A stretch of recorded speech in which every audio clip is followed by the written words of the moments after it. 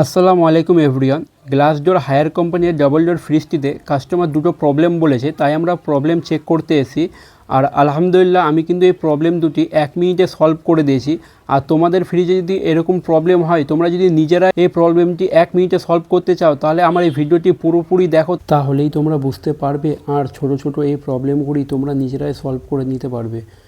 আর customer এই ফ্রিজটিতে দুটি problem বলেছে। 1 নম্বর প্রবলেম, ফ্রিজের গেটটি বা গ্যাসকিটটি ঠিকমতো চেপকাচ্ছে না বা লাগছে না। আর 2 নম্বর প্রবলেম, ফ্রিজের ভেতরে যে লাইটটি থাকে সেটার পাওয়ার কমে গেছে।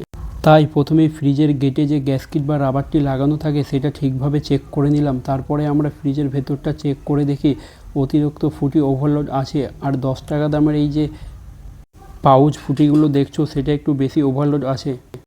তাই সামনের দিকে রাখা ফুটিগুলো ওপর দিকটায় বা একটু পেছন দিকটায় রেখে আমরা গেটটা ভিড়িয়ে বা লাগিয়ে চেক করব যে গেটটা এবার ঠিকমতো ভিড়ছে কি না।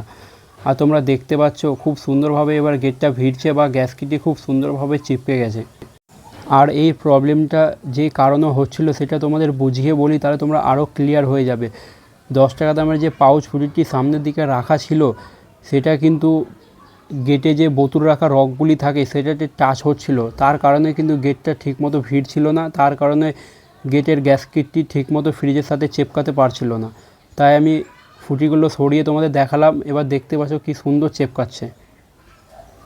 এবার কাস্টমারের 2 নম্বর প্রবলেমটি আমরা চেক করব। আর প্রবলেমটি হচ্ছে লাইটের পাওয়ার নাকি কমে গেছে।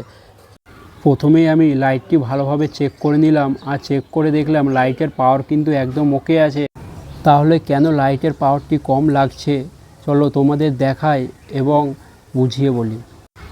এই যে দেখতে পাচ্ছ লাইটের নিচে স্প্রাইটের বোতলগুলি রাখা আছে, এর কারণে কিন্তু লাইটের পাওয়ারটি কম লাগছে। তাই কাস্টমারকে বললাম এই স্প্রাইটের বোতলগুলো নিচের দিকে রেখে দেবে, তাহলে তোমার লাইটের প্রবলেমটা সলভ হয়ে যাবে। আলহামদুলিল্লাহ কাস্টমারের এই দুটো প্রবলেম আমি খুব তাড়াতাড়ি এবং খুব সহজেই সলভ করে দিয়েছি। আর আশা করি তোমাদেরও বোঝাতে পেরেছি এই ছোট ছোট প্রবলেমগুলি কিভাবে সলভ করবে। আর ইনশাল্লাহ তোমাদের জন্য আরও এসি ফ্রিজের ছোট ছোট প্রবলেম নিয়ে আসবো নতুন নতুন ভিডিওতে, যাতে তোমরা নিজেরাই বাড়িতে সলভ করতে পারো। আর তোমরা কমেন্টও অবশ্যই জানা আমি যে কাস্টমারের এই প্রবলেমটি সলভ করলাম তার জন্য আমাদের যে সার্ভিস চার্জটি হয় সেটা নেওয়া উচিত কি উচিত না। আর তোমাদের এই কথাটা বলার কারণ হচ্ছে, দেখো আমি যখন একটা কাস্টমার বাড়িতে এসি বা ফ্রিজ রিপেয়ার করতে যাই তখন কিন্তু আমাকে বাইক নিয়ে যেতে হয়। আর বাইকে একটা তেলের খরচ আছে। আর আমার সাথে আমার একটা ভাই কাজ করে, তারও একটা খরচা আছে। এই জন্যই কিন্তু আমাদের ছোট ছোট প্রবলেম সলভ করলেও সার্ভিস চার্জটা নিতে হয়। তাই তোমাদের যাতে সার্ভিস চার্জটা না দিতে হয় তার কারণেই কিন্তু তোমাদের সামনে এসি এবং ফ্রিজে ছোট ছোট প্রবলেমগুলি তুলে ধরছি, যাতে তোমরা নিজেরাই সলভ করে নিতে পারো।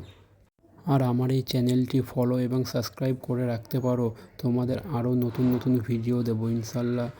আর তোমাদের খুব সুন্দর করে প্রত্যেকটা ভিডিও বুঝিয়েও দেবো তোমরা কিভাবে ঠিক করবে। আর তোমার বন্ধুদেরও শেয়ার করে দাও।